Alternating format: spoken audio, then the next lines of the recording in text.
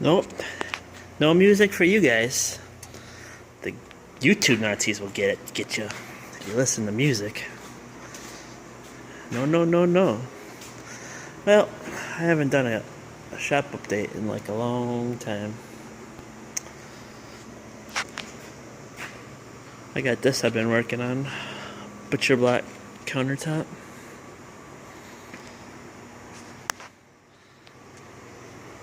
I've had this done for a week now. I've been oiling it every day.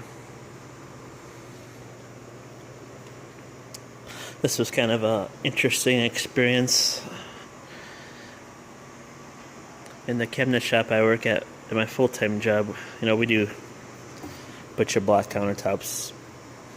They're not as popular as they used to be. Like about 10 years ago, we maybe did like 5 or 6 a year, and that was quite a lot. But I think we've only maybe done 1 or 2 in the last maybe 5 years now. We just buy blanks of butcher block material and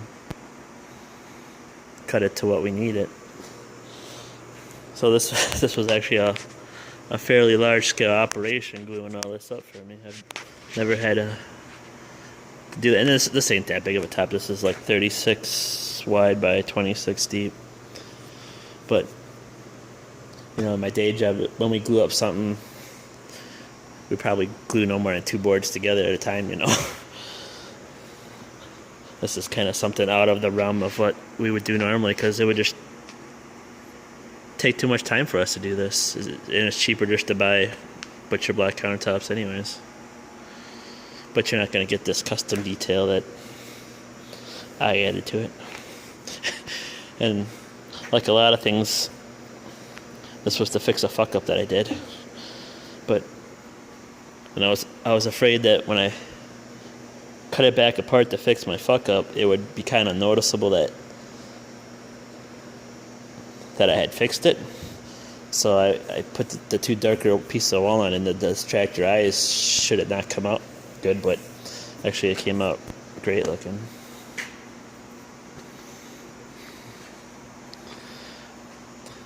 Then that's gonna sit on this oak cabinet over here, which I haven't decided what color I'm gonna paint it or stain it yet. That's why it's just kind of sitting here. It's getting 2 dovetail drawers on the top.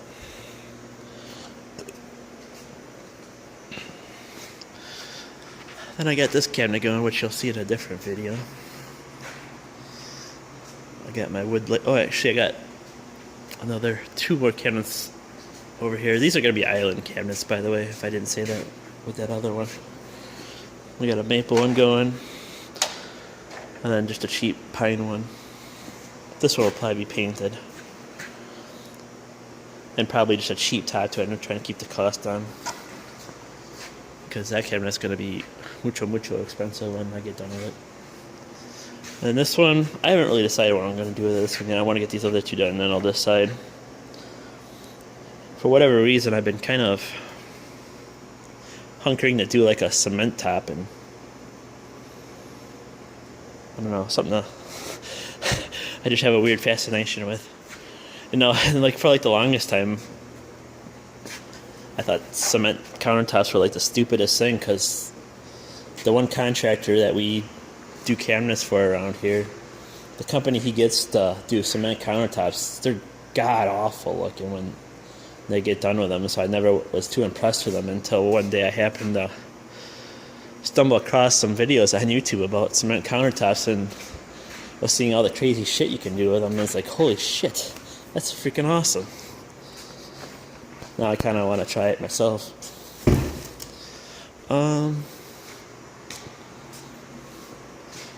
I don't know where I left off last time I did a video. It's been so long since I did one over here.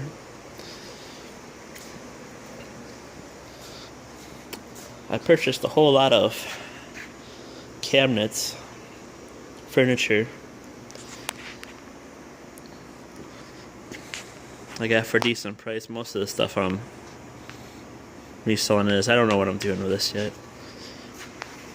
This I gotta fix the feet down there, and maybe touch up some spots and clean it up. You know, this will probably be sold as is. A lot of this shit's filthy because it looks like it's been sitting in storage for like 50 years. A couple of the pieces I've already sold that didn't need too much work or cleanup to them. I got this bed frame, the headboards with it too, as part of that lot. That's the same lot I got that cabinet in. Then there were some nightstands or something too that was in this lot, and those are over sitting in my aunt's store to be sold. Then there's this old-fashioned, I don't know if this is a rocker or what they would call this. It doesn't have like your standard rocking legs on it. That so, I don't know, but I'm gonna refinish this and reupholster this. No, there's something I'm gonna just kind of dink around with, something, maybe something to get into to make some money at too.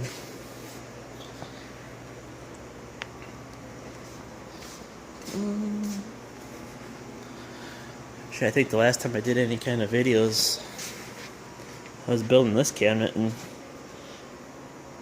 all I did was put that top on it that I had built. So I actually built that cabinet for this top. And about all I use this top for is clamping that Craig jig down. Well, to be fair though, I really haven't. I don't usually do any kind of like carving or nothing where I need a vise like this. So, but I'm sure someday I will. Plus, it works good as my outfeed table for my miter stuff for now. I don't think you guys saw this. This is a fairly new tool.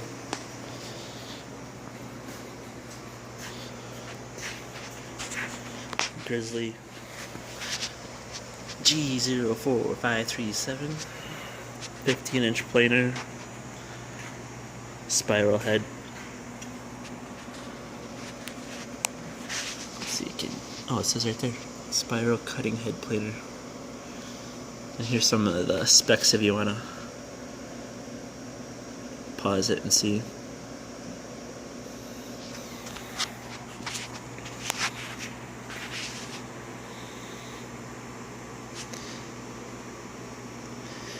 I didn't realize this when I ordered this, but this is basically a newer version of the one that we have at work.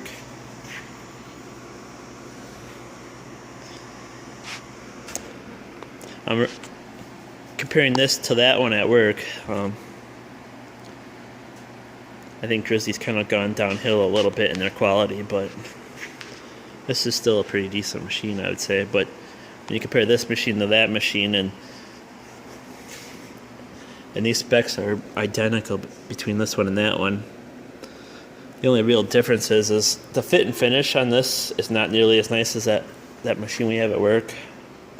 The controller box is not located there. It's down on the side, so you have to reach down for it. So this is actually a nice addition to have it up high like that. One thing I do not like, though, is the overload for this machine. It's down. You have to get inside here, plus there's another box, electrical box inside there that you have to get to and flip a switch on the magnetic. It's got one of those magnetic relays in there. They have to reset, so it's a pain in the ass.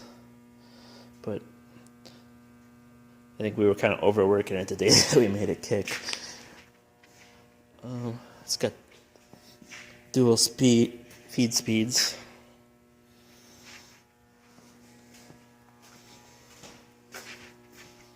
Had to rewire it with a cord long enough to reach my 220 outlet way over here.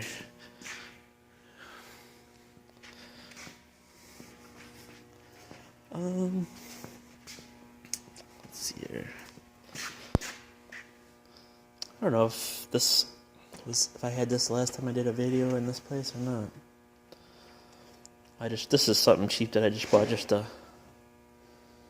get me going here, and I've already kind of outgrown it, but I think eventually this will be going over and hooking up to that. Be my dedicated dust collection for that, and I can take my shop vac back home then.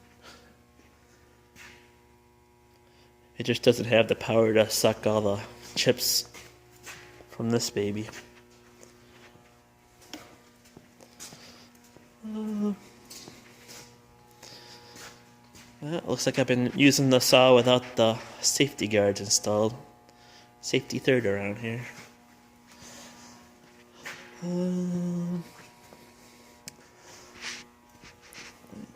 But the only thing else that's new around here is I bought this the other day.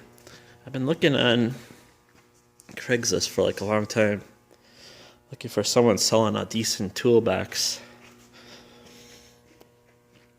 for a good price, and there really hasn't been until lately. There was the guy selling a Craftsman black box set that had the 3 boxes, and he wanted $350 for it, and he wouldn't say whether it was the kind with the ball bearings or not, which makes a difference, because if it's not, that's not really all that great of a price for the black box set.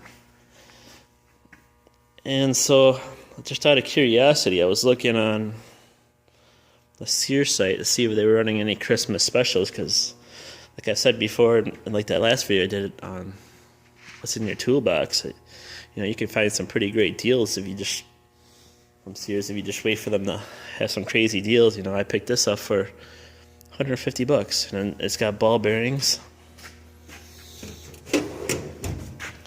It's a tiny little checks. I wouldn't say this toolbox is like near the quality of as the 2 expensive ones that I have at home there are, but it's not too bad. And I didn't have to pay that $350 that guy wanted for that one on Craigslist. And anything else that I've seen on Craigslist lately has just been kind of junk and beat up. But I don't know, just a lot of random stuff in here right now. I don't really have too many hand tools over here, other than woodworking hand tools, and I don't even have those in here. But this is tools that came with the different machinery, then Allen wrenches, punchers, measuring devices.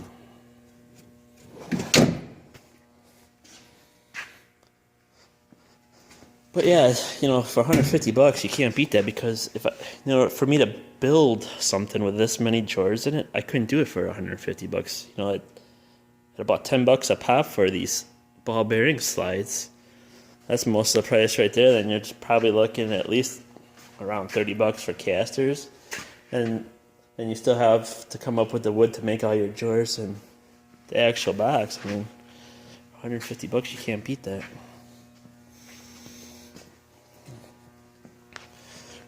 But yeah, that's all that's really going on around the shop lately. Haven't really been getting too much done because November was a crazy month for me. Family moving back to this town, and I had a wedding to go to, then hunting, then Thanksgiving. And December's been slowly getting back in it, but I got different family events and shit going on. Luckily, I get off around the holidays from my main job, so I can get back over here and, as Chevaholic would say, get crack-a-lacking on some shit. And maybe when the new year hits, I'll be going at a more steady pace over here then. But yeah, that's all that's going on in the shop lately. Thanks for watching.